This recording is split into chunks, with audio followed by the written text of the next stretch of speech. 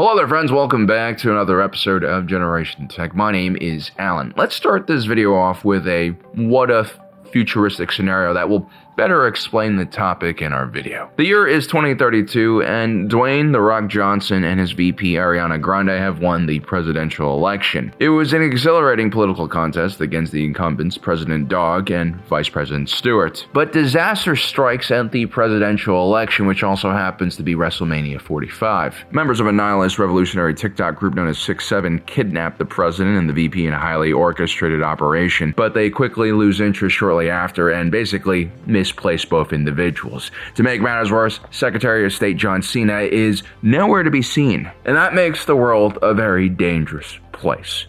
Politicians start talking, leaders start threatening, and World War III seems to be on the horizon. But then something miraculous happens. An alien fleet is spotted by one of Earth's space-based infrared satellites. Based on the trajectory of the alien fleet, it's more than 10 years away, but heading quickly towards our own solar system. I mean, the only thing that is keeping humanity from taking over the entire galaxy is ourselves. But the second that humanity is united because of the appearance of aliens, well, everyone drops what they're doing, and there's peace on Earth. Followed by one of the most remarkable and rapid and extreme militarizations of the planet that we've ever seen. Guys, the holiday season's coming around, and the best gift you can give to your friends and your family is taking care of your own health. Which is where today's sponsor, ZocDoc, comes into play. ZocDoc is a free website where you can search and compare high-quality in-network doctors, choose the right one for your needs, and click to instantly book an appointment. From primary care to dentistry, eye care, skin care, and nearly everything in between. ZocDoc makes it easy to book in-network appointments with more than 100,000 healthcare providers. I've used ZocDoc many times over the years to find specialists in my area, and I really appreciate the ratings and reviews that help me choose the right provider and be prepared for what kind of doctor I was going to meet.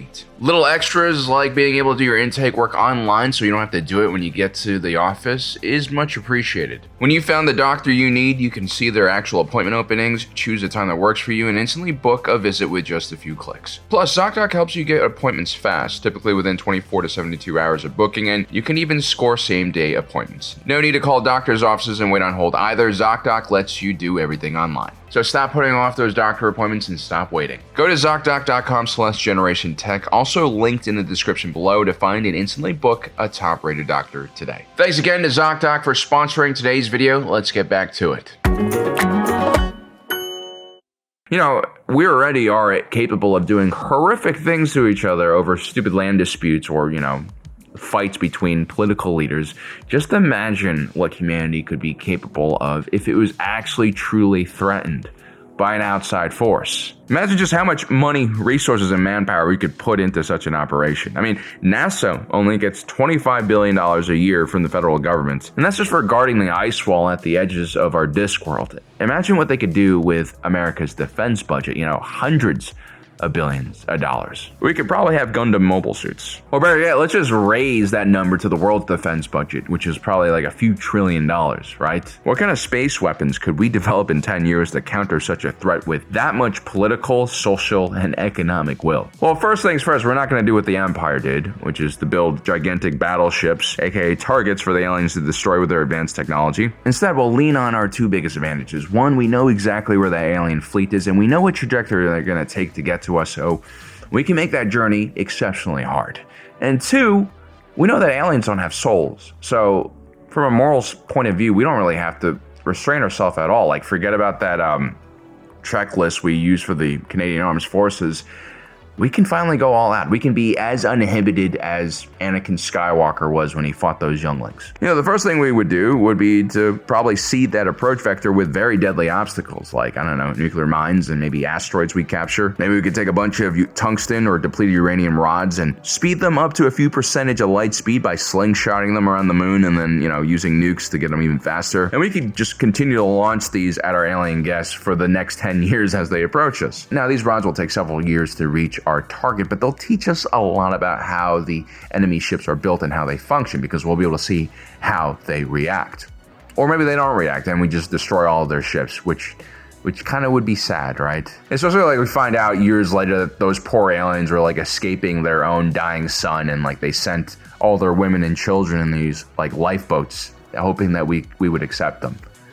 Like, that would be our bad. That would be our bad. But yeah, even at a few percent of light speed, a car-sized object can destroy an entire city. And so there's like an infinitely small, but not zero chance that Tesla Roadster that Elon sent into space could one day take out an entire alien civilization. It's either that or the manhole cover that we've sent into space. We gotta stop sending things randomly into space. Like, the galaxy could be more crowded than we know.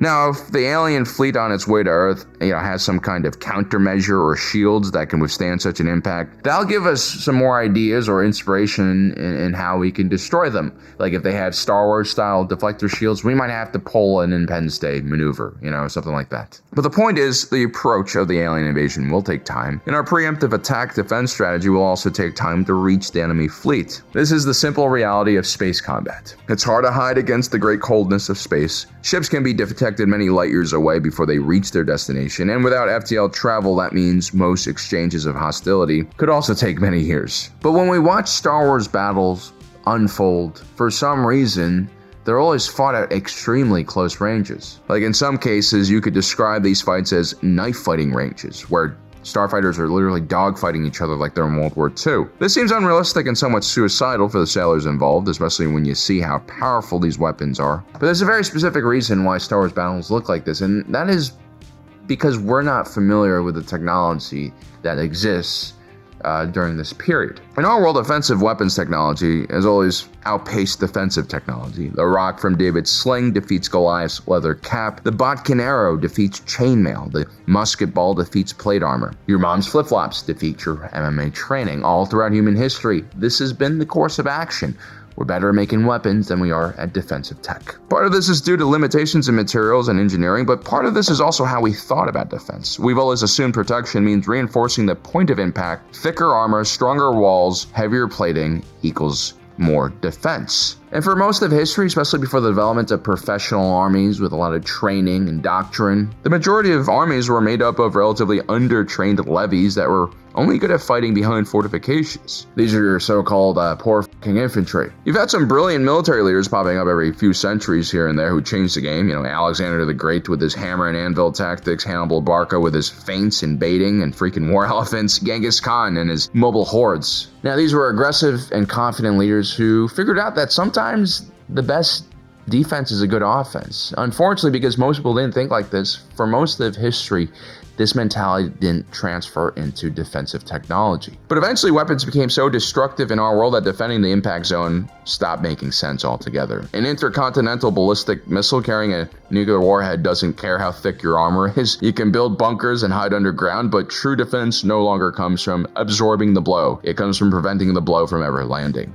First, we developed missile interceptors during the Cold War for long-range ballistic missiles from the Soviet Union. Then we designed shorter-range interceptor platforms like the Iron Dome and CRAM to take out rockets and mortars. And now we even have tanks with active protection systems that can intercept RPGs and other anti-tank weapons before they can even hit the hull, which is probably going to be covered in explosive reactive armor anyway. And we haven't even gotten to the cat and mouse game of drone warfare, right? Electronic warfare, fiber optic cable drones, like all this crazy stuff that is both very different from what we've seen and also very terrifying. The point is, the battlefield isn't shaped by doctrine or tradition. Unless you want to win really badly, you can focus on those things. It really is technology that drives most of the meaningful changes, especially in today's modern era.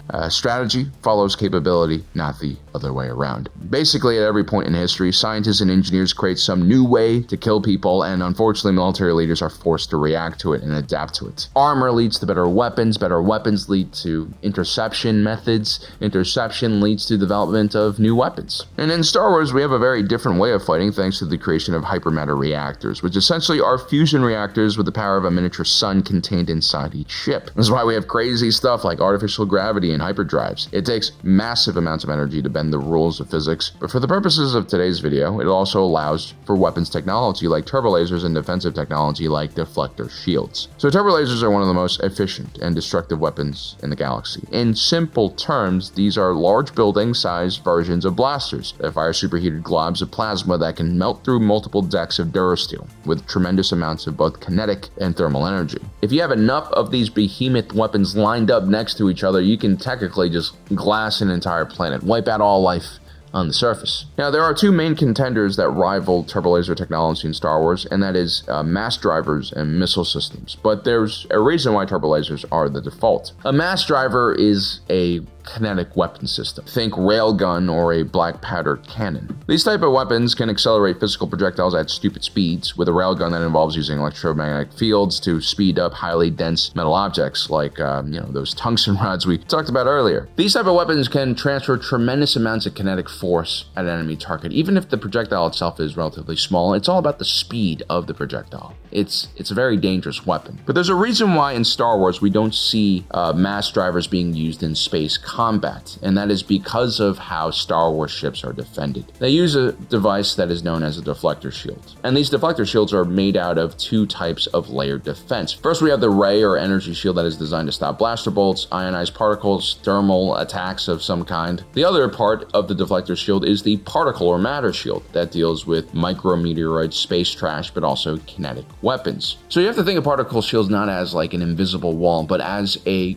force field that rips matter apart. And the more kinetic force an object has when entering this field, the stronger the counter forces are ripping it apart. So kinetic energy is basically completely neutralized by these types of systems. This is why we rarely ever see kinetic weapons being used in ship-to-ship combat. Although Holdo doing that maneuver thing in The Last Jedi definitely complicates things quite a bit. So, but that's another discussion for another video. Now, a turbolaser works a little bit differently. It has both kinetic and thermal energy, and it is designed to not shatter a deflector shield or go through it, but to overheat the mechanisms that project the shield. See, deflector shields handle thermal energy a bit differently. What essentially happens is they take that thermal energy, they try to disperse it across the whole of the ship and also into radiators and heat sinks, other things that can basically cool things down. But over time, continuous bombardment from turbolasers can actually overwhelm the actual deflector shield's projector's cooling system, and that shuts everything down, at which point the vessel becomes completely vulnerable to enemy attacks. These are the two main offensive and defensive technologies used in the Star Wars galaxy. These are both very mature and advanced and powerful technologies, and they're kind of perfect for each other, and this is what creates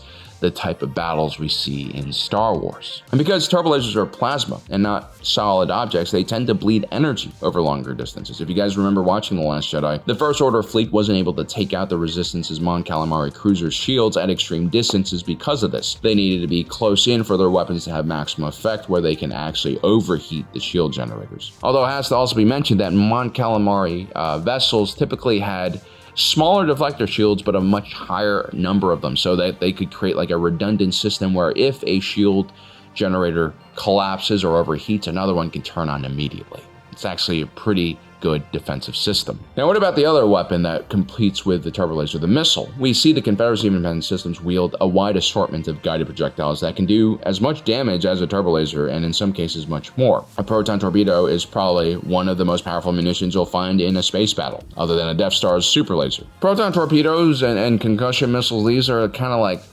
fire and forget type of weapon systems, right? You could technically just fire a missile, have it go on a patrol route, and whenever an enemy fighter appears, it could just lock on and kill that target. It's pretty useful, right? And convenient. You can also plan for long-range interception of enemy forces on the other side of a system. Although if the enemy does detect your missile launches from the other side of the system, they could just jump into hyperspace, which kind of makes the long-range interception capabilities a little bit more questionable. But anyway, why isn't the missile system used much more in Star Wars, especially if it can be more powerful than a turbolaser and also engage at way beyond line of sight distances, which can be useful in some cases? Well, it comes down to the effectiveness and costs of those missile systems. From a cost point of view, missiles are expensive. They need to be engineered and designed. They have propulsion systems on them, suites of sensors, maybe an artificial brain or computer system to guide them. On top of that, you really need a large payload. That's hundreds of different components that you need to source for just one weapon system. And on top of that,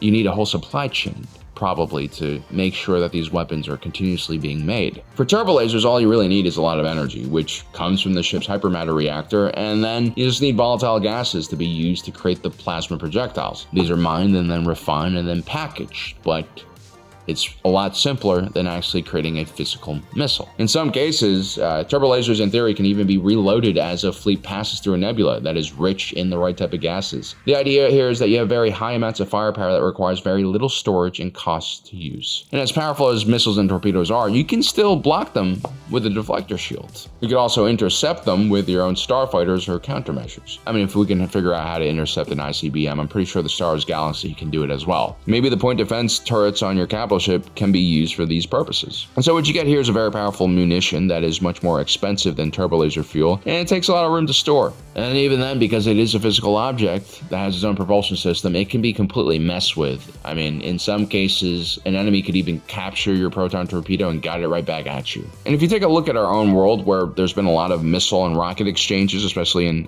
Ukraine and the Middle East in the last few years, one of the biggest issues that everyone is dealing with is just like we're running out of stockpile for the rockets, for the missiles, for the interceptors. Everything costs a lot of money. I mean, there's a reason why Raytheon has gone up by 4 times since the pandemic. And no, that does not mean go to your brokerage and invest in Raytheon. If someone on YouTube is giving you stock tips, that stock tip is probably no longer useful, and everyone already knows about it. But yeah, keeping stocks of missiles that can be replaced by other weapons platforms for a fraction of the cost and logistics is just not something most navies will do. Except for maybe the Separatists. And remember, the Separatists were basically an industrial complex that just happened to have a government system tied to it.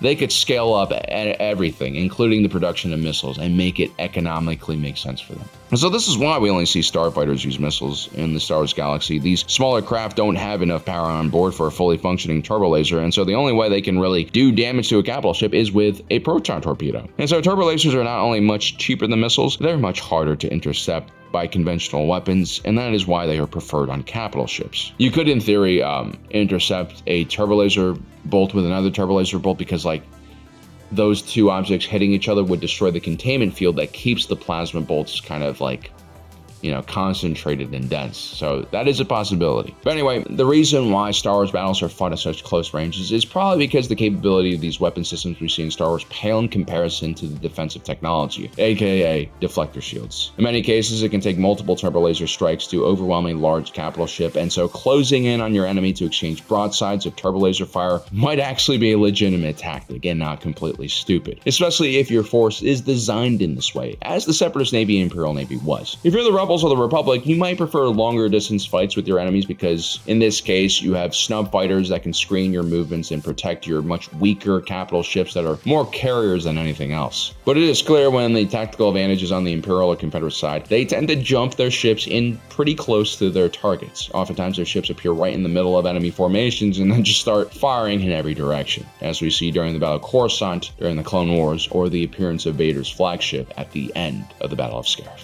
So there you have it, guys. The next time someone says, oh, Star Wars battles look stupid because all the ships are right next to each other, you can explain to them the parity between turbo lasers and deflector shields. And you can probably do it in a much quicker and concise method than I have. Well, guys, I hope you enjoyed today's video. Don't forget to subscribe and hit that notification button down below so you don't miss out on the rest of our awesome content. As usual, my name is Alan, reminding you that my allegiance is to the Republic, the democracy. I'll see you next time.